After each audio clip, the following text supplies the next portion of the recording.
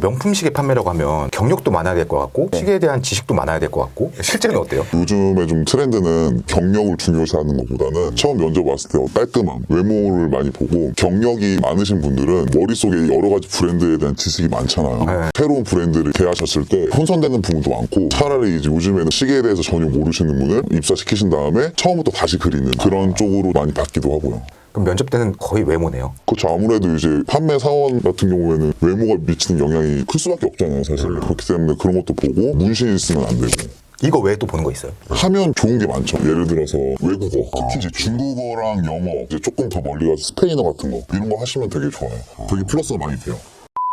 요즘 가품들이 엄청 잘 나오잖아요. 그럼 해당 브랜드의 가품을 들고 와서 수리해달라고 하거나 뭐 이런 사람들도 있어요? 엄청 많죠. 이거를 알고 구매하시는 분도 있으신데 모르고 구매하시는 분들도 많아요. 인터넷으로 이제 구매를 하시는 분들 특히 많으시거든요. 근데 요즘에는 그 해당 브랜드의 케이스나 이런 개런티 카드 같은 경우에도 다 가품으로 나와요. 그렇기 때문에 당연히 의심하지 않고 특히나 구매하실 때 백화점 AS 가능이라고 다 라벨이 나오기 때문에 그거를 믿고 구매를 하시는 거거든요. 그렇다고 해서 금액이 막 엄청 저렴한 것도 아니에요. 백화점에서 예를 들어서 200만 원에 판다. 근데 온라인으로 140 정도에 판다. 140만 원의 금액만 들으면은 신품 같은 거 사는 거예요. 시계 구매하시는 분들은 잘 모를 수밖에 없어요, 사실.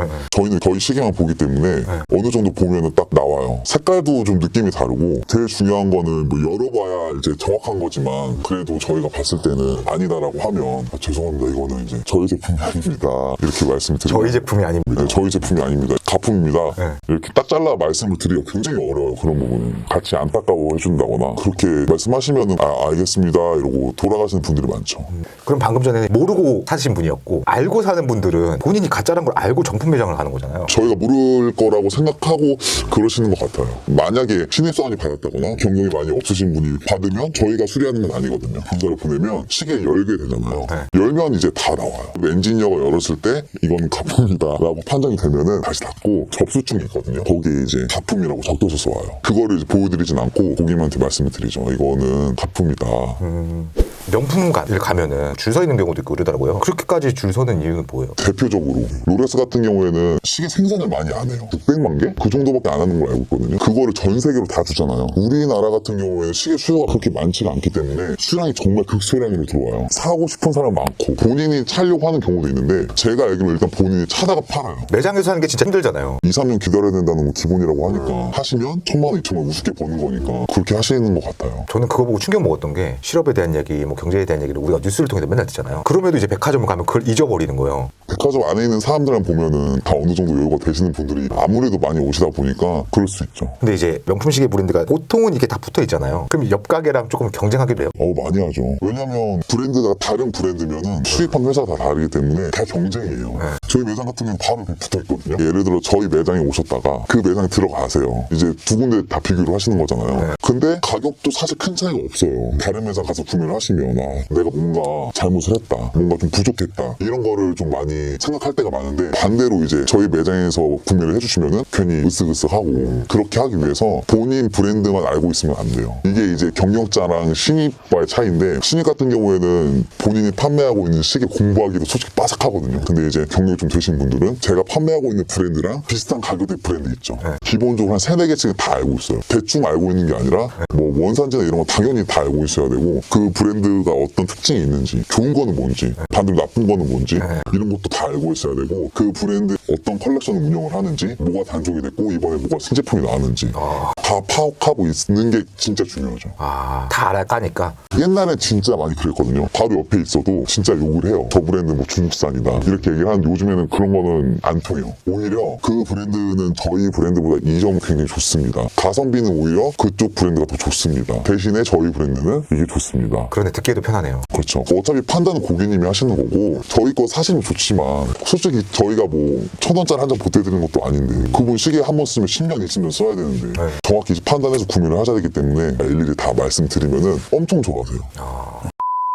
그리고 근무하시는 매장은 시계 금액대가 어느 정도 되는? 200만 원대서부터 3-4천만 원대까지 제가 판매했던 거 중에 한 1,700만 원? 그거 팔려면 좀 어려웠어요. 아무래도 좀 노력을 많이 하고 이만큼 고객님을 많이 신경을 쓰고 있다. 전화도 좀 더 자주 하고 구매해주신 분들한테도 문자 보내면서 잘 쓰고 계시냐 이렇게 계속적인 관리를 좀 해주시는 게 좋죠. 그럼 아무래도 시계를 좀 잘 팔려면 판매하는 노하우라든가 어떤 노력 같은 게 있어야 될 것 같거든요. 저 같은 경우에는 예물을 하러 오시는 분들한테는 착용하시는 분도 당연히 잘 봐드려야 되는데 실질적으로 결제하시는 분 있죠. 장모님이나 아니면 와이프분. 그분들한테 조금 더 신경을 많이 써드리는 편이에요. 시계는 이렇게 채워드리면서 시선은 장모님을 향한다거나 일반 부부가 오시더라도 명품 시계 사려고 하면 솔직히 와이프 입장에서는 이해 못할 수 있잖아요. 이제 그분들도 설득하는 게 또 굉장히 중요하고 이 금액이 합리적인 금액이다라는 걸 이제 설득시키는 게 중요해요. 그러면 이제 이 사람이 진짜 시계를 사러 온 건지 그냥 온 건지 이렇게 설명하다 보면 아나요? 그렇죠. 고객님들이 시계를 저한테 설명을 듣고 저한테 구매를 하실지 면세나 다른 데서 구매하실지 다 아무래도 느낌이 오죠. 근데 이제 그렇게 생각하신 분들도 돌리는 게 저희의 역할이죠. 그럼 설명하다가도 지금 안 살 것 같은데 했을 때 딱 기술이 나와야 되잖아요. 어떤 기술이 있어요? 백화점 구매하셨을 때 받으실 수 있는 어떤 서비스. 왜냐하면 백화점에서 구매하셨을 때의 혜택과 병행으로 구매하셨을 때 혜택이 다 달라요. 이런 것도 말로 하는 것보다 실제로 이제 회사에서 나온 자료들이 있잖아요. 종이 서류로 보여드리면 믿으시거든요. 제일 중요한 게 시계는 이제 계속 에이스를 받으셔야 돼요. 자동차처럼. 그렇게 점검 받으셨을 때 발생된 비용 차이라든가 이런 거를 종이로 보여드리면서 10년 보통 쓰시잖아요. 그렇게 쓰시다 보면은 이제 아무래도 누적되는 금액 차이가 많이 나다 보니까 처음에 좀 비용을 많이 들이시더라도 AS 금액 차이는 많이 나기 때문에 백화점에서 구매를 하시는 게 여러모로 좋다라는 거를 많이 설명을 드리죠. 아, 이제 유지비까지 설명해 주시죠. 그렇죠.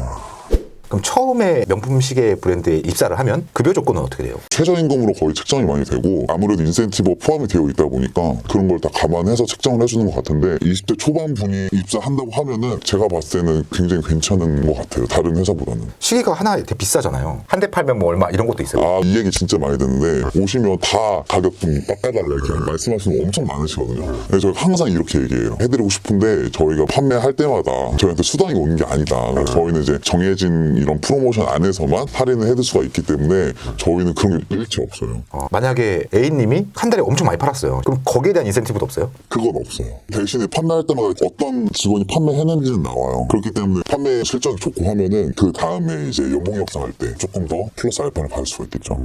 고가의 시계를 판매하시는 건데 힘든 점이 뭐가 있어요? 시계 하나하나를 소중하게 다뤄야 된다는 거. 그리고 이거는 여성분들이 좀 특히 많이 어려워하시는 부분인데 시계 그 용어들을 외우는 게 엄청 어려울 수 있어요. 외우시는 건 엄청 잘해요. 최소 150년 이상 되는 브랜드 히스토리 뭐 이런 거는 엄청 정리를 잘하시고 기계적인 그런 원리 어떻게 작동이 되고 어떻게 구동이 되고 특히 또 스트랩 교체하는 거 있잖아요. 고객님이 스트랩을 따로 가지고 오셔서 교체를 하면 제가 해드려야 되는데 이런 거에 좀 굉장히 취약해요. 아, 판매하시는 분이 그것까지 하는 거예요? 다 하죠. 시계 여는 거 빼고는 외부적인 거는 매장에서 다 해드려요. 시계 줄 교체하시는 거나 아니시면 줄 줄여드리는 거 알맞게 줄여드려야 되는데 그런 것도 처음에 좀 어려울 수 있어요. 저는 이렇게 명품관 가서 이렇게 둘러보면은 직원분들이 이렇게 외모가 출중해서 그런지 몰라도 부담스러운 느낌이에요, 들어가기가. 매장 인테리어 자체가 진짜 고급스럽고 명품 매장 같은 데 가보시면은 소파도 있고 테이블도 있고 저희 매장 같은 경우는 커피, 뭐 탄산수, 오렌지 주스 이런 거 다 구비가 되어 있기 때문에 한번 들어가면 이제 보통 나오시기가 힘든 들어가시기는 조금 어려울 수 있어요. 안 사도 먹어도 돼요? 아, 당연하죠. 저희는 그냥 다 드려요. 저희 돈 내고 사는 건 아니기 때문에 그냥 오시면 편하게 그냥 날씨 더우면은 시원한 얼음 띄워서 오렌지 주스 드린다거나 이런 건 다 해드리죠. 그런 분들이 구매를 안 하시더라도 본인 지인분들이라던가 이런 분들 다 연결해서 다 같이 오시기 때문에 한 분 한 분 다 그렇게 좀 소중하게 응대를 하는 게 제일 중요하죠. 저라도 약간 친절하면 괜히 더 팔아주고 싶고 막. 그렇죠. 그리고 요즘에는 백화점이 워낙에 많아요. 저가 일하는 지역만 해도 6군데나 있거든요. 그러니까 그런 서비스적인 부분을 본인이 좀 만족하지 못한다거나 좀 소홀히 한다거나 하면은 굳이 그 백화점 가서 하실 필요가 없는 거예요. 차라리 그분들은 5만 원, 10만 원 더 비싸더라도 다른 데 가서 대우받으면서 사지 못하러 여기 마음에 들지도 않은 직원분 실적이나 쌓아주려고 그렇게 하시지 않거든요.